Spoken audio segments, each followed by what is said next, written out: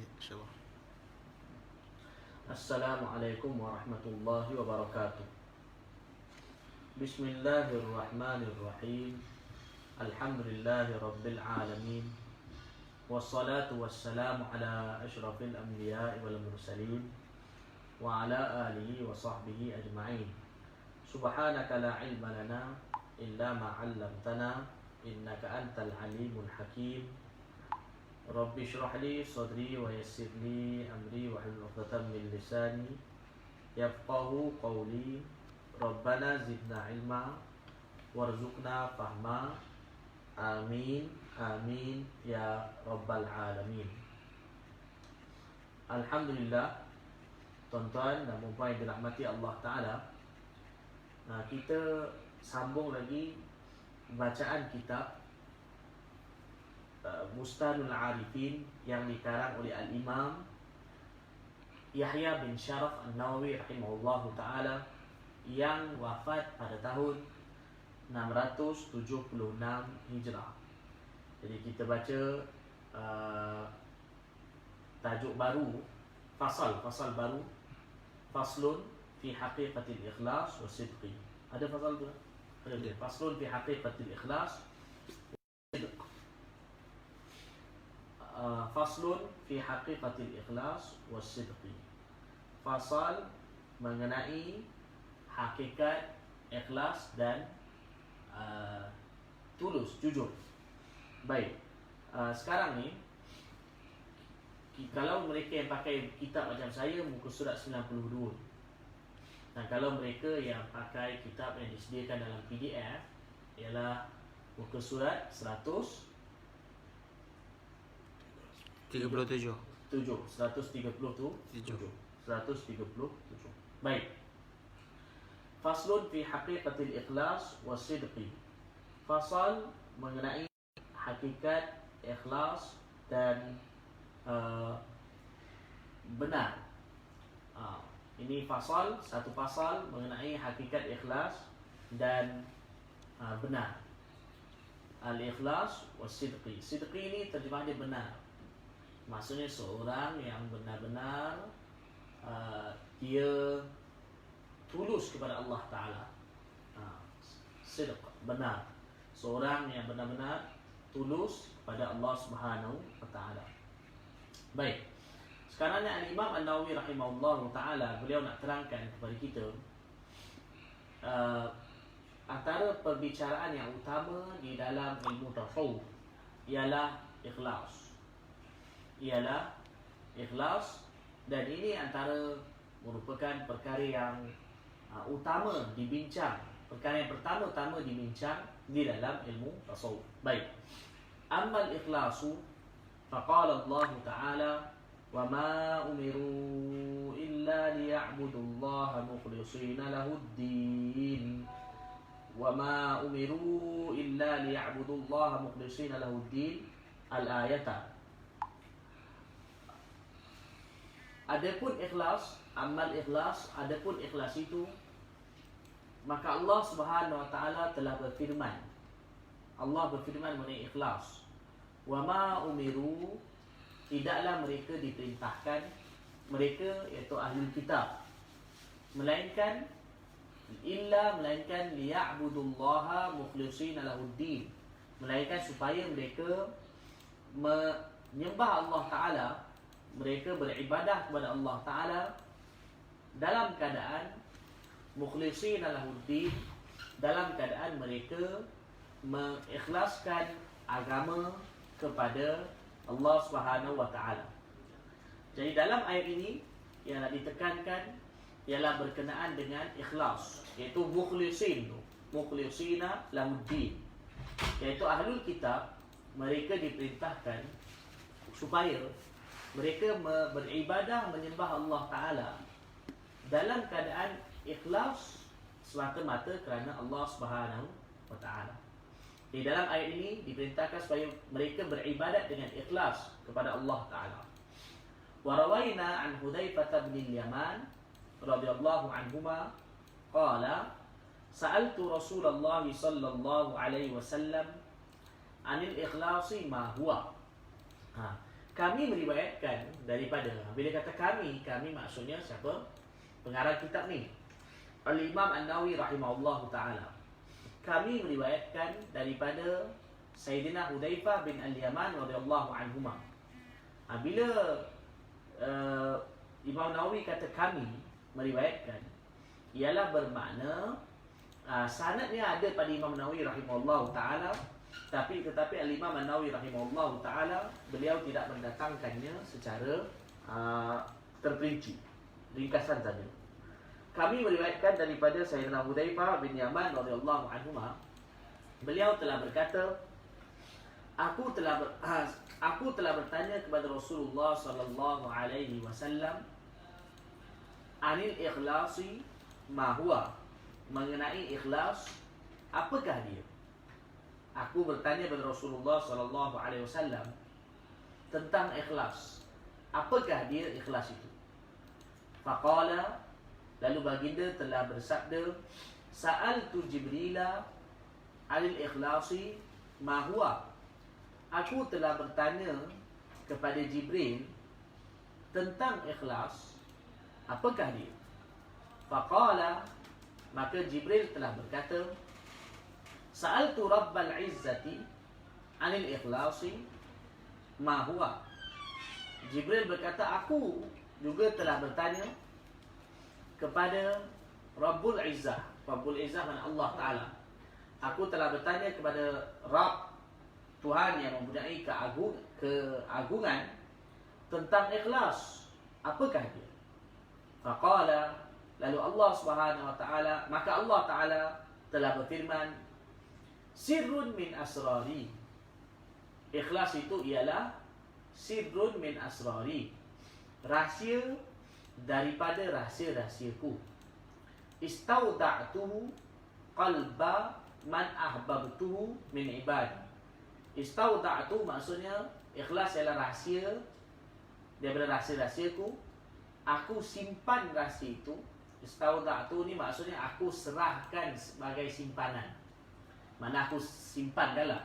Mana aku simpankan rahsia itu di dalam hati orang yang aku kasihi daripada kalangan hamba-hambaku. Jadi dalam riwayat ini Al-Imam iaitu riwayat daripada Sayyidina Hudzaifah bin Yaman radhiyallahu anhuma, beliau kata, aku tanya pada Rasulullah sallallahu alaihi wasallam, ikhlas apa? Rasulullah bagi tahu bahawa aku juga tanya pada Jibril. Jibril juga bagi tahu aku tanya pada Allah Taala, apa dia ikhlas? Maksudnya semuanya ialah soalan tentang ikhlas. Maka akhir sekali Allah Subhanahu wa taala sampaikan bahawa ikhlas ini adalah rahsia dari rahsiaku. Aku simpankan ikhlas itu di dalam hati orang yang dikasihi oleh Allah Taala. Daripada riwayat ini kita dapat tahu bahawa maknanya orang yang ikhlas ialah orang yang dikasihi, hamba yang dikasihi oleh Allah Subhanahu wa taala. Wa min thamma warada an Anas radhiyallahu taala anhu qala, oleh kerana itulah, wa min thamma, oleh kerana itu, warada an Anas radhiyallahu anhu qala, telah warid maknanya telah datang daripada telah datang riwayat daripada Sayyidina Anas radhiyallahu anhu, beliau telah berkata, qala Rasulullah sallallahu alaihi wasallam, telah bersabda Rasulullah sallallahu alaihi wasallam, man kanatil akhiratu hammah ja'alallahu ghinahu fi qalbi. Baginda telah bersabda, apa dia? Barang siapa yang akhirat ialah kerisauannya, ja'alallahu ghinahu fi qalbi, maka Allah Ta'ala menjadikan kekayaan pada hatinya. Maknanya Allah akan jadikan hatinya kaya. Allah Subhanahu Wa Ta'ala akan mengayakan hatinya. Apa makna hati kaya? Allah jadikan hatinya tak berhajat pada orang lain. Wa jama'alahu syamlahu, dan Allah Subhanahu Wa Ta'ala akan menghimpunkan baginya syamlahu sini terjemah dengan urusan. Allah Subhanahu Wa Ta'ala menghimpunkan baginya urusannya.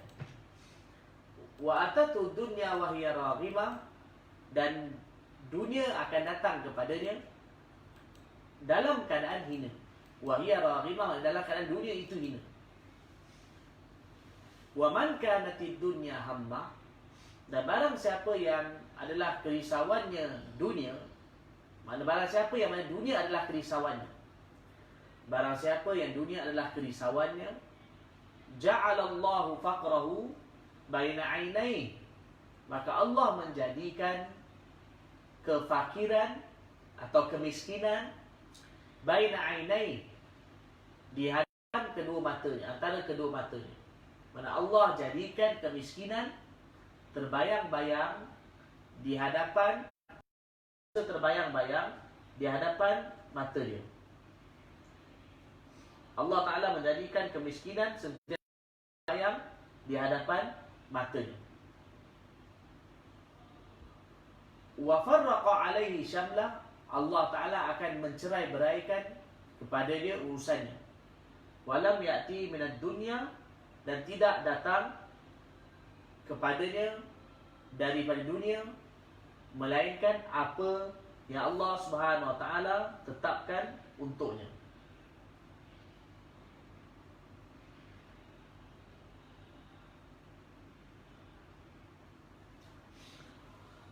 Rawahu Tirmidzi, hadis ini diriwayatkan oleh Al-Imam At-Tirmidzi rahimahullahu taala. Baik. Wa fi lafdhin, dalam satu riwayat yang lain, niyyatah farraqallahu alaihi amrah wa ja'ala faqrahu baina 'ainayhi wa man kanat niyyatuhu al-akhirah jama'allahu amrah wa ja'ala ghinahu fi qalbihi wa atatu dunya wa hiya raghimah.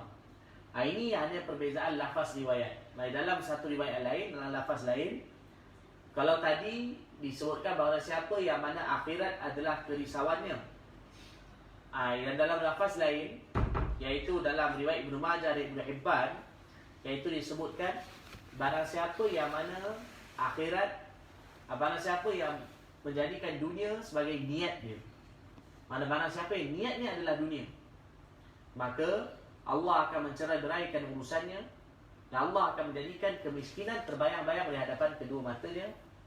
Dan barang siapa yang niatnya adalah akhirat, Allah akan menghimpunkan urusannya, dan Allah Ta'ala akan menjadikan kekayaan dalam hatinya, dan dunia akan datang dalam keadaan hina kepadanya. Baik, tuan-tuan dan puan dirahmati Allah Ta'ala, riwayat ini, hadis ini ialah satu hadis yang mana menerangkan begitu jelas kepada kita, iaitu kita naklah jadikan kita punya kerisauan kita dan kita punya niat kita yang utama ialah untuk akhirat, bukan untuk dunia. Dalam riwayat ini disebutkan kalau siapa yang menjadikan segala perkara yang dilakukan ialah untuk akhirat, apa yang dilakukan amal itu untuk akhirat, ikhlas mata-mata kerana Allah Ta'ala, Allah akan jadikan, pertama Allah akan jadikan hati dia kaya. Apa makna Allah jadikan hati dia kaya? Hatinya tidak ada perasaan untuk minta-minta ke orang lain. Hati dia rasa cukup dengan apa yang ada.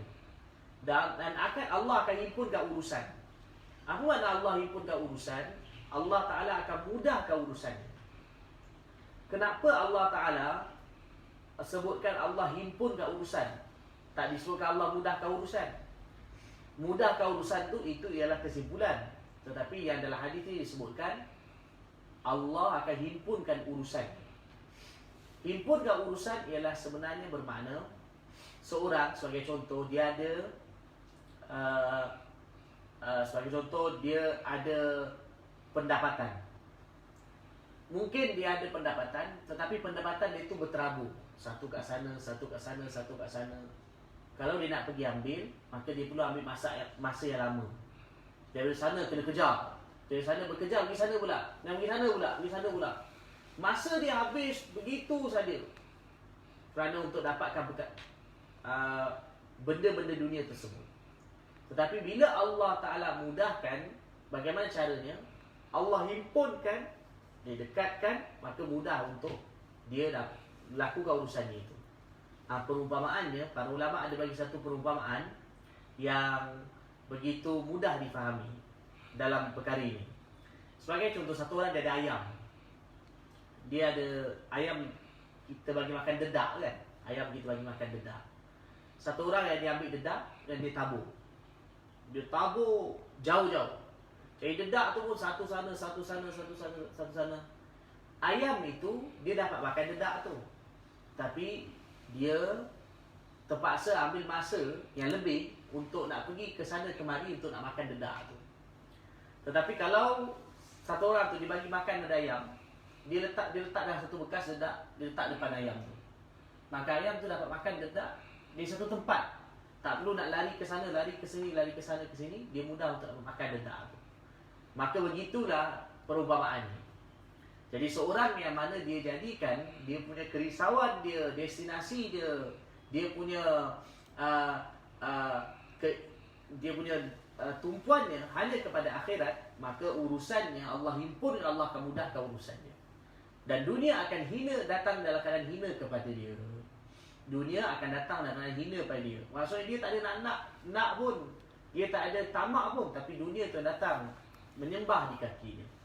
Tetapi siapa yang jadikan dunia sebagai kerisauan, dalam riwayat lain, siapa yang jadikan dunia itu sebagai niat dia, maksudnya dia jadikan dunia itu sebagai tumpuannya, dia jadikan dunia itu sebagai dia punya keinginannya, maka Allah akan jadikan kemiskinan terbayang-bayang di hadapan mata dia.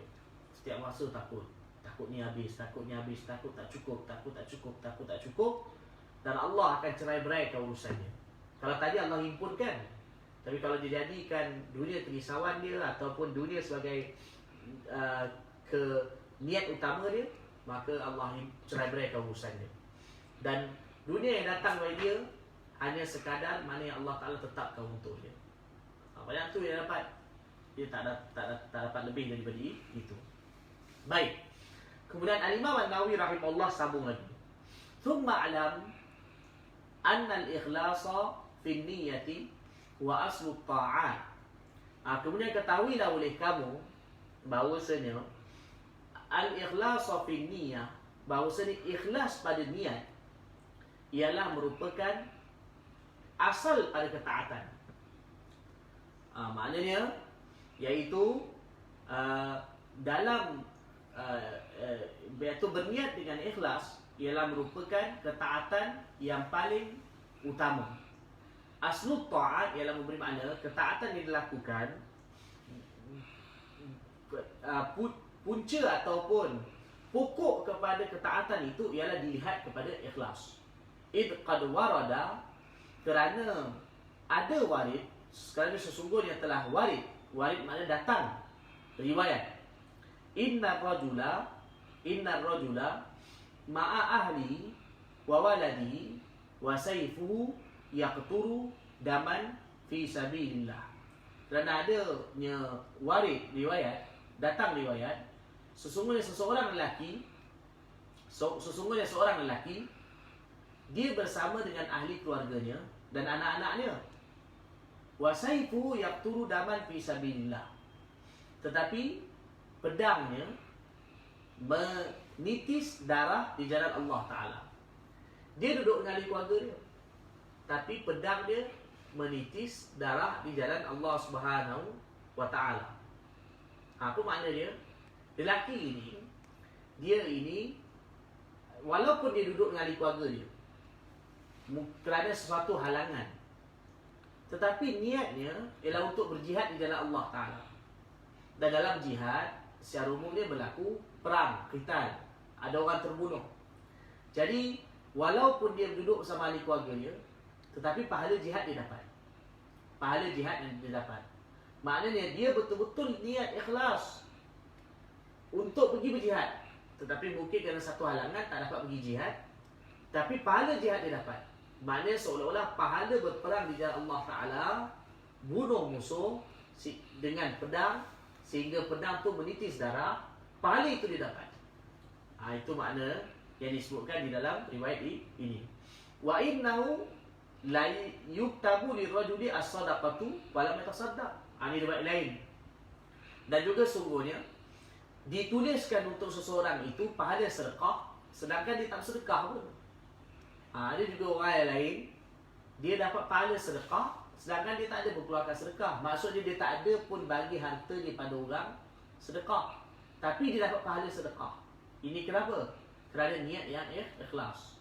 Maknanya seorang bila berniat untuk lakukan satu perbuatan, walaupun pada zahirnya dia tak dapat lakukan perbuatan itu, tetapi kerana niat yang ikhlas, pahala dapat. Kerana itu Imam Nawawi rahimahullah kata, al-ikhlas fi niyyah aslu ta'at. Ikhlas dalam berniat ialah merupakan asal ketaatan. Kenapa? Satu orang walaupun tak dapat buat satu taat, tapi ada niat ikhlas, ketaatan itu boleh dapat pahala. Tapi satu orang, kalaulah dia dah buat satu ketaatan, maksud dia buat satu perkara taat, tapi niat tak ikhlas, maka kita tak buat. Kita tak buat. Satu orang, dia memang sedang baca Quran, tapi na'udzubillah niat tak ikhlas. Walaupun sedang baca Quran, tapi niat tak ikhlas, maka diri kita tak buat. Tapi ada orang yang lain, dia tak bersedekah, tetapi niat untuk bersedekah, maka dapat pahala yang ikhlas, dapat pahala sedekah. Baik. Wa inna rajula la ya'malu al-yasira min al-amali la ya'bau bihi fatas'adu bihi al-hafadatu fayaqulu Allah azza wa jalla uktubuhu fi illiyin fa innahu aradani bihi. Dan di riwayat lain lagi, dan sesungguhnya seorang lelaki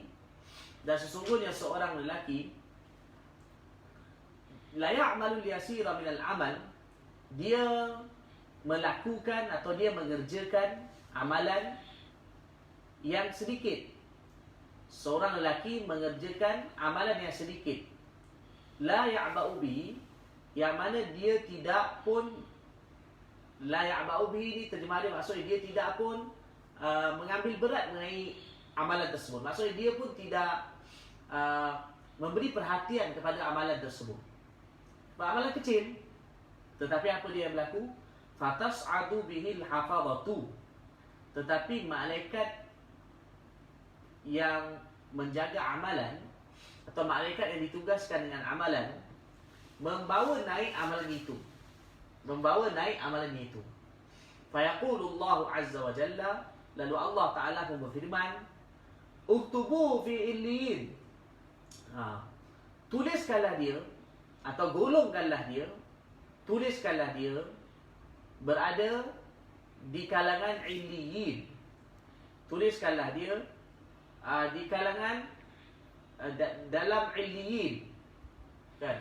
Illiyin maksudnya kedudukan yang tinggi di sisi Allah Ta'ala. Tuliskanlah dia berada di tempat kedudukan yang tinggi di sisi Allah Ta'ala. Kerana apa? Fa innahu aradani bihi, kerana dia lakukan amal itu semata-mata kerana aku. Dia menghendaki aku dengan amal itu. Maksudnya dia lakukan amal itu ikhlas semata-mata kerana aku.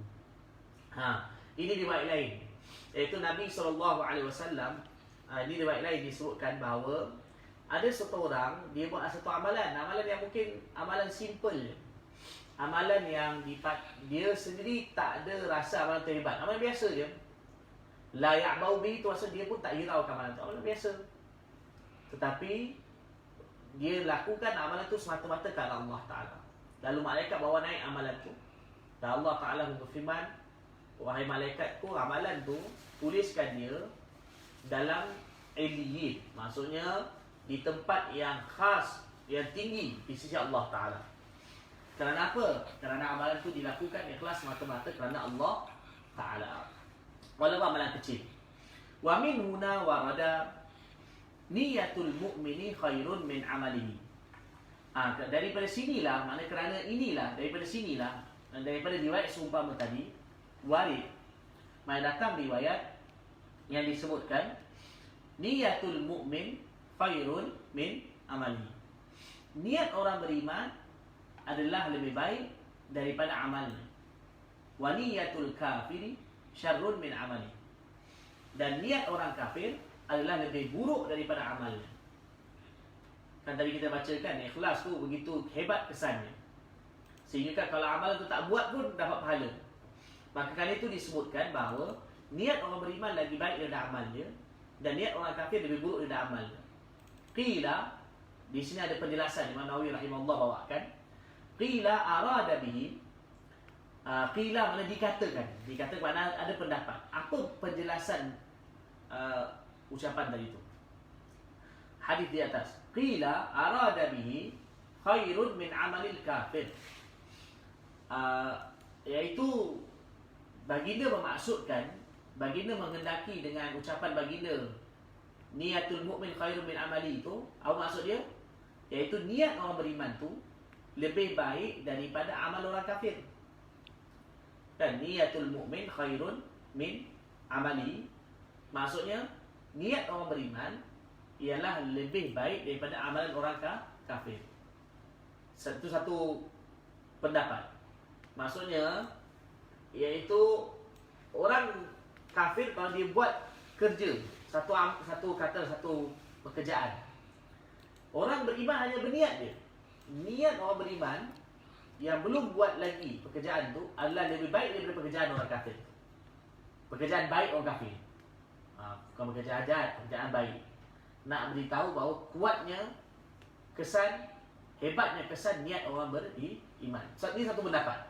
Waqila, ada pendapat lain mengatakan bali annal amala yadkhuluhu riya wa niyata la yadkhuluha riya. Bahkan ada pendapat mengatakan kenapa niat orang beriman lagi baik dari amal dia? Kerana apa? Kerana amal itu dia boleh dimasuki riya. Amalan dia boleh dimasuki riya. Sedangkan niat tidak boleh dimasuki riya. Maksud satu orang bila buat amal dia macam ni, contohnya kita faham dulu. Satu orang berniat untuk baca Quran. Niat nak baca Quran, tu baru niat. Satu lagi baca Quran. Dia baca Quran. Itu amalan dia. Niat dia ialah niat nak baca Quran. Amalan dia ialah baca Quran. Jadi bila kita kata bahawa niat baca Quran sebagai contoh lagi baik daripada baca Quran, apa makna dia? Iaitu kerana kita kata lagi baik kerana baca Quran itu ketika dilakukan kadang-kadang boleh ada riak.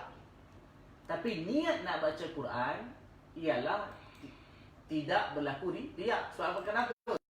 Mana ada orang nampak? Niat tak boleh berlaku riak.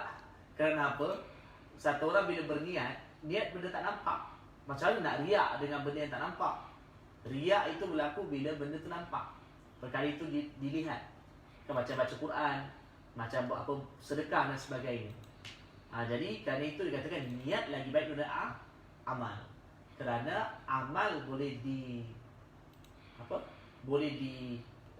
serapi atau boleh dimasuki riak, tapi niat tak boleh dimasuki riak. Baik. Aw li'anna an-niyata tuslihul amal. Fakanat khairan minhu bihadzal i'tibar. Ataupun boleh juga maksud pendapat dia, kan tadi kita kata niat orang beriman lagi baik daripada amal dia.